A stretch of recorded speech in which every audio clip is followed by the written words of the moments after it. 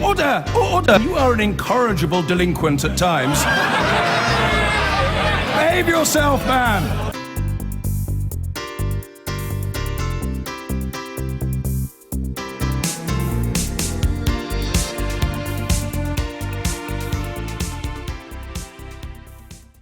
Now, a disturbing story of our times, and it's happening more and more. Two young Muslim sisters and their brother taken off a flight preparing to leave London's Stansted Airport last week after fellow passengers told staff they believed they were supporters of the self-styled Islamic State group.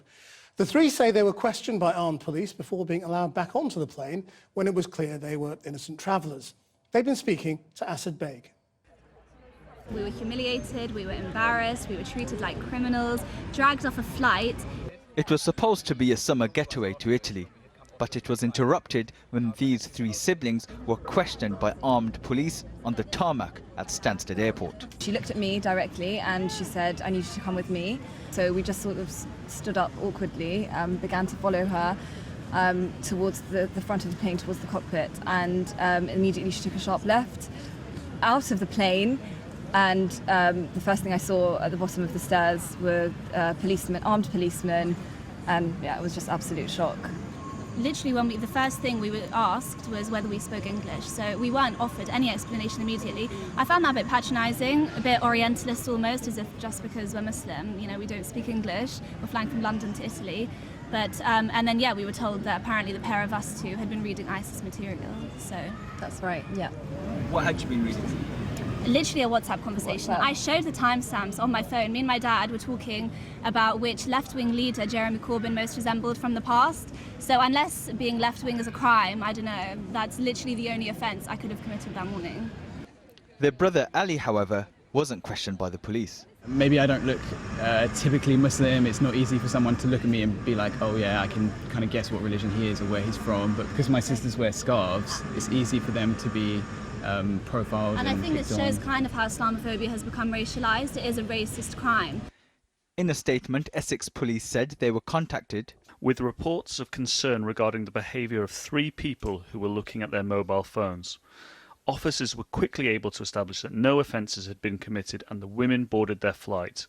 We are satisfied the call was of good intent. EasyJet said, "The safety and security of its passengers and crew is our highest priority, which means that if a security concern is raised, we will always investigate it as a precautionary measure.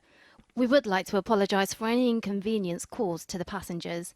The Daras case isn't isolated. There's been a growing number of publicised incidents in what's become known as flying while Muslim, a term that highlights the discrimination faced by Muslim passengers at airports since 9/11. Some have been pulled aside for extra questioning, some have been searched by police, while others have been taken off their flights. There are no official figures on incidents like this, but we've been told by Muslim campaign groups Mend and Tell Mama that they've seen an increase of anecdotal reports over the past 18 months. The Daras family are questioning why the people who made the accusations are not being held to account. They got away with it with complete impunity. They reported us, it was a vicious lie, and they just got away with it. Asad Beg reporting. Well, fears over security in Europe are running extremely high following a series of deadly terrorist attacks across the continent this summer. The head of the director of Europol, Rob Wainwright, has stressed the importance of intelligence sharing in fighting terrorism, but says that Brexit could make this more difficult for Britain. He joins me now. Do you still think that?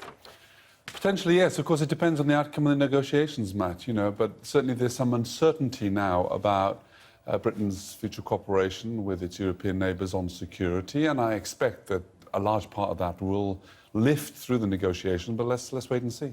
I think you said before the vote that there would have to be a historic, a unique kind of treaty for Britain to be allowed to access the kind of data and intelligence that we've been accessing as members of the EU.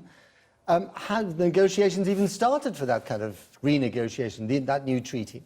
Well, Brexit already brings us into the environment of the unique because we haven't had a member state leaving before. So what I meant by that was that there are certain police cooperation mechanisms, such as the European arrest warrant, that doesn't yet allow access to a non-EU member state. So Britain will have to negotiate something special, and I'm sure that it'll intend to do that. But have you had conversations along those lines already? No, absolutely. It's not my place to speculate either. Now, this is for the British government and senior EU officials to negotiate that. That's not my place. My place is to make sure that in the meantime, Britain's cooperation with the rest of the EU continues in the important work that we all have to do to fight terrorism, cybercrime and other forms of organised crime.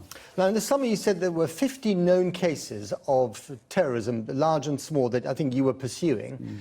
Presumably those 50 cases did not include the Nice lorry attack or indeed the beheading of a priest in Normandy. Well, it's true that the security authorities around Europe don't always have, of course, advance warning of some of these attacks. And it reflects this fragmented nature of the terrorist threat that we have at the moment, in the sense that we have thousands of people that are off the radar, running very low, who are quickly radicalised, and some of them pop up and carry out those terrible attacks that we've seen. Can you put a number on that? I mean, how many cases are you worried about at this moment?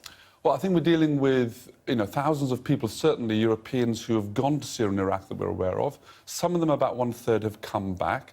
Some of them have been responsible for the terrible attacks we saw in Paris and Brussels. But also there's many, many more stay-at-homes that are quickly radicalised. That's really alarming, isn't it? Well, the idea of these DIY attacks. Let's not call it that, but it's a very large community of disconnected people. The intelligence view of which isn't always complete, of course, making it very difficult for the authorities to get it right, making it very important, therefore, that we have maximum cross-border intelligence sharing. I keep trying to bring you back to numbers. You say a very large community. Again, how many thousands are we dealing with there? Some thousands. I don't know the exact number, Matt, of course, because a lot of it is unknown. I think we are dealing with less than 10,000, but still a lot of people that have either gone to Syria and Iraq or those that have stayed at home. Some of those that have stayed at home are very young, very often with a history of mental illness, for example, and as I said, are very quick to be radicalised. And can intelligence sharing actually make a difference there? Absolutely. But we have to broaden the scope of that intelligence sharing, not just between the intelligence agencies in Europe, which is very, very important work, of course it is, but also on a wider basis with more traditional police agencies, because we've seen an important new part of the profile of these suspects are their criminal background, and that's where Europol plays an important role in bridging the two. And very briefly, I think your officers have been going around refugee camps, full of Syrian and Afghan refugees looking for potential terrorists. I mean, how's that going? Well, one of the things we had to do, I think, is to send reinforced counter-terrorist experts to the major entry points, such as those in Greece, to help those authorities to stop the possible flows of jihadists coming through that way. Those flows, by the way, are still not very large, so let's not exaggerate it, but it is a threat that's out there. Indeed, good point. Rob Wainwright, thanks very much. I've been getting away with it all my